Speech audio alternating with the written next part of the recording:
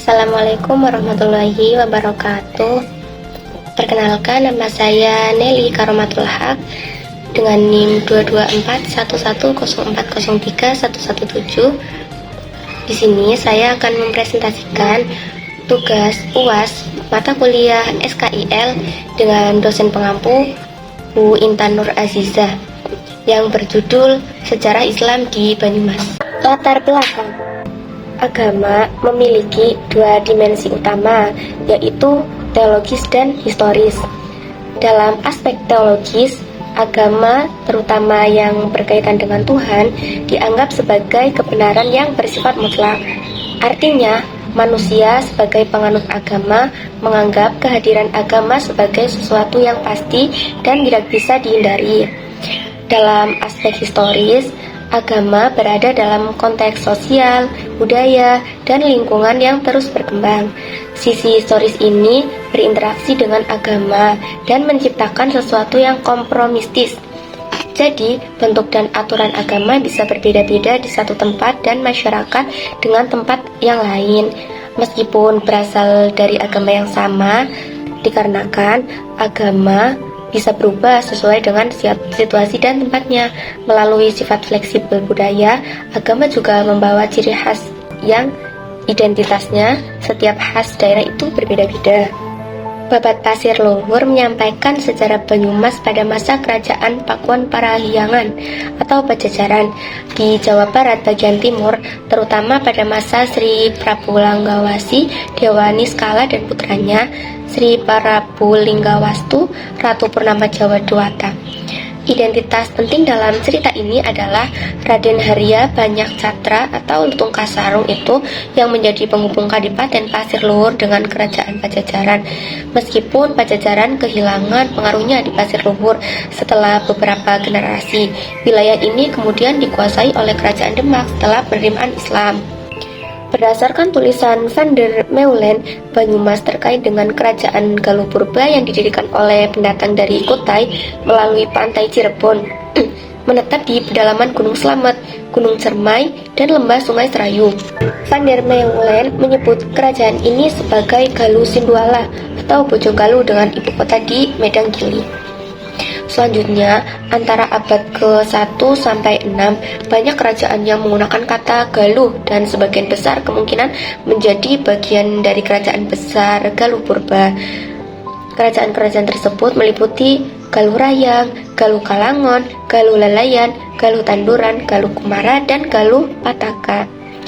Kesembilan kerajaan ini dianggap sebagai bagian dari wilayah kekuasaan Galuh Purba yang melibatkan sejumlah daerah termasuk Banyumas, Cilacap, Purbalingga, Banjarnegara, Kebumen, Indramayu, Cirebon hingga wilayah yang lebih jauh seperti Kedu, Kulon Progo, dan Purwodadi.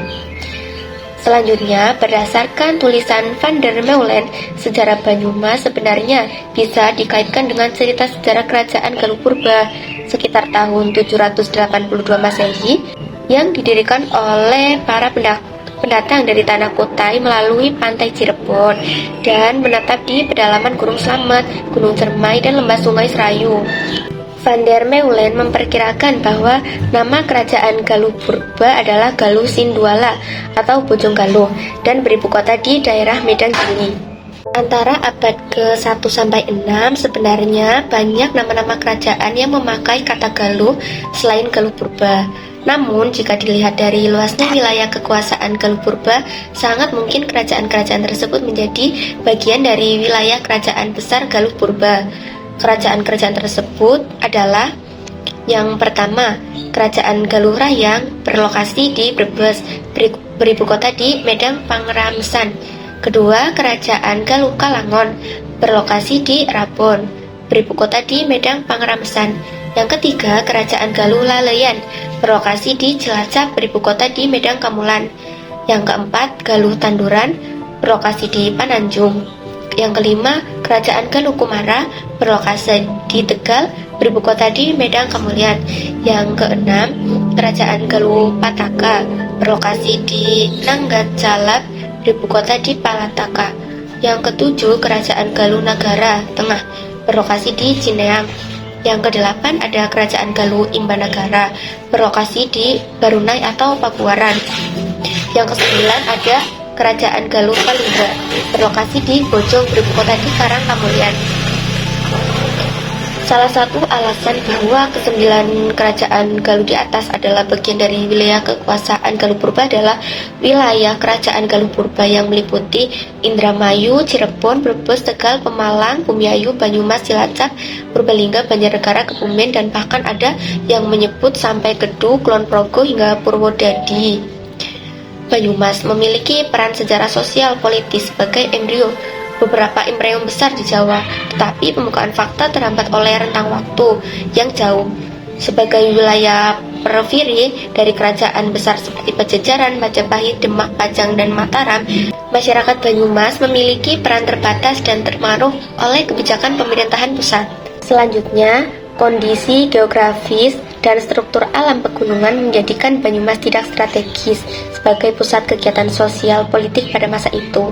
Meskipun potensial ekonomi wilayahnya subur, Banyumas tidak dijadikan pusat pemerintahan kerajaan. Struktur sosial masyarakat Banyumas unik, melibatkan karakter seperti Cowak, Blowak, Dablongan, Ajiban, Dobos, Banyol, dan Dopok. Ini berbeda dengan daerah lain di Jawa yang lebih dipengaruhi oleh struktur sosial karaton. Meskipun sederhana, struktur sosial Banyumas melibatkan kalangan elit priayi dan rakyat petani. Istilah-istilah tersebut memiliki arti. Yang pertama, Cowak, artinya berbicara dengan suara keras. Yang kedua, Blowak, artinya berbicara dengan berlagak serius, apa adanya, dan humoris. Yang ketiga ada Dablongan atau Dablong, artinya seenaknya sendiri kalau mengkritik atau berkelakar.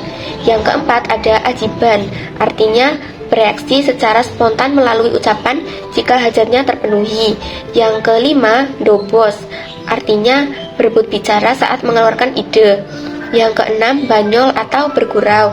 Yang ketujuh, Dopok, artinya omong-omong mengeluarkan unek-unek. Di kalangan masyarakat Banyumas dikenal dengan adagium, adoh ratu cedak watu. Ini adalah gambaran konkret kondisi Banyumas yang berada pada wilayah periferi atau bahkan terisolasi dari pusat pemerintahan, tetapi mereka sangat dimanjakan oleh alam yang subur. Tadi pemerintahannya sebagai ratu dan alamnya sebagai watu. Intensitas dialog dengan alam inilah yang membentuk watak masyarakat Banyumas lebih jujur, apa adanya, dan dewasa dalam bersikap. Tokoh Bawor adalah representasi dan sekaligus filosofi hidup yang menggambarkan bagaimana adagium adoh ratu cedak watu tersebut mengangkar dalam kehidupan sosial masyarakat Banyumas. Dalam cerita pewayangan, tokoh Bawor dikenal sebagai anak sulung dari Semar. Menariknya, tokoh Bawor hanya ada dalam gaya atau gagrak wayang Banyumasan dan Pasundan, sementara dalam gagrak Surakarta tidak dikenal tokoh Bawor. Pada umumnya, gagrak pewayangan hanya mengenal tokoh Petruk Gareng, Semar Bagong, sementara sosok Bawor tersebut tidak dikenal. Adapun karakter dari Bawor yang menjiwai perilaku sosial masyarakat Banyumas antara lain sabar lan nerimo, artinya sabar dan menerima apa adanya dalam kehidupan keseharian. Selanjutnya berjiwa kesatria jujur, kepribadian baik toleran. Selanjutnya cancudan atau rajin dan cekatan. Yang terakhir caplaka, artinya lugas dan terbuka tanpa tedeng aling-aling.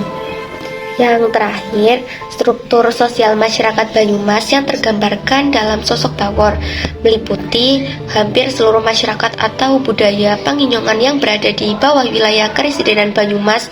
Hanya saja beberapa daerah yang secara geografis dan politis berada di bawah kekuasaan Kerajaan Mataram dan Kasunanan Surakarta sedikit banyak mengalami perubahan dalam hal struktur sosialnya, seperti masyarakat Kebumen yang diantaranya Panjer, Kutowinangun, dan Karanganyar.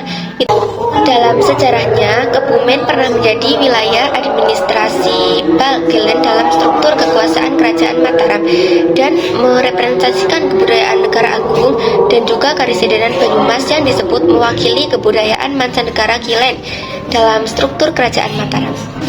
Kondisi ini telah membentuk semacam subkultur sosial budaya yang lahir akibat infiltrasi Begelan dan Banyumas. Ya, mungkin cukup sekian presentasi dari saya. Mohon maaf apabila masih banyak kekurangan.